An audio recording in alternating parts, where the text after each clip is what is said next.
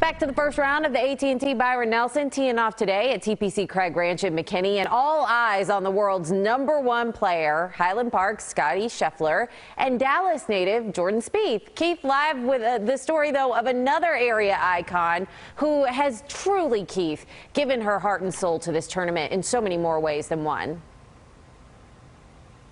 That's exactly right. And Brooke, you talked about the gas prices coming into this story here. Guess what?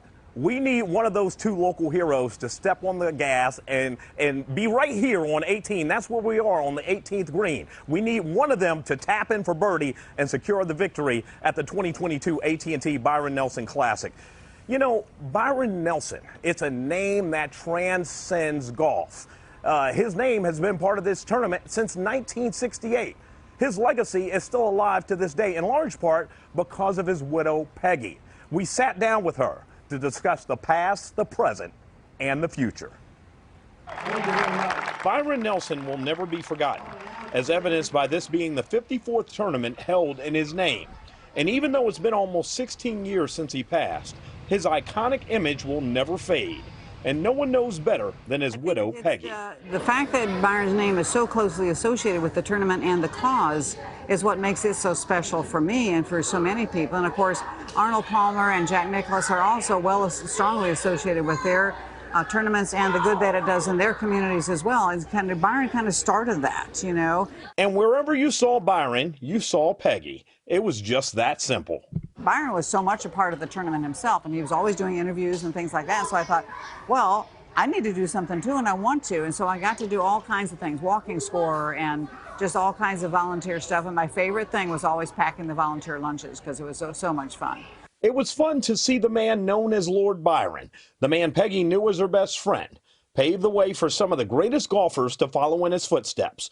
Golfers who greatly admired her husband, even though Nelson was never one to seek out praise. He appreciated the fact that people used his example to follow and to inspire their lives and what they did with their lives and their careers, and that made him happy.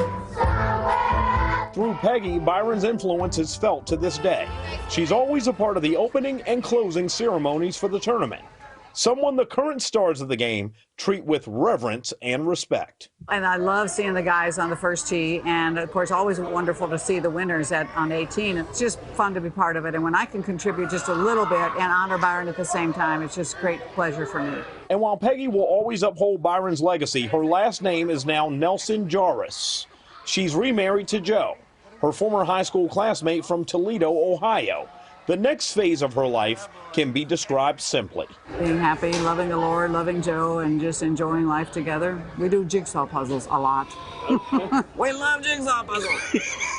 Country music, you gotta have it. Saying it was fate that brought her and Joe together, Peggy's gotta believe that Byron Nelson is up there smiling, happy that she's happy. It just happened. The Lord intervened and said, yeah, you need to do this. Although I kind of think Byron might have had something to do with this. You know, it's like she still needs some help, you know. Let me tell you about Peggy's love story. You know, so Joe, her new husband, he reaches out to her via letter. They both say they can't text. They don't even have texting devices. He reaches out to her via letter, and he puts a message to her that's reminiscent of the message that he left her in her high school yearbook. Aww. He tells her he's coming to Dallas to visit family. They go to lunch. 3 months later, Peggy and Joe are married.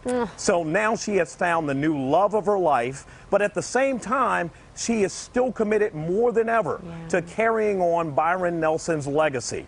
So that's the type of grace and class that embodies Peggy Nelson Jaros. She is an amazing woman. This is an amazing tournament, and that was just an amazing testament of a woman who has endured so much. And now, as she said, to describe this portion of her life, one word, Brooke: happiness. You know, and that's what was so fantastic about that interview. You could hear the passion in her voice when she talked about, you know, Byron Nelson. You could hear the passion in her voice when she talked about the tournament and giving back. And then you could just see the happiness on her face. Like, you know, she's in a good place. And what a wonderful way for this to play out.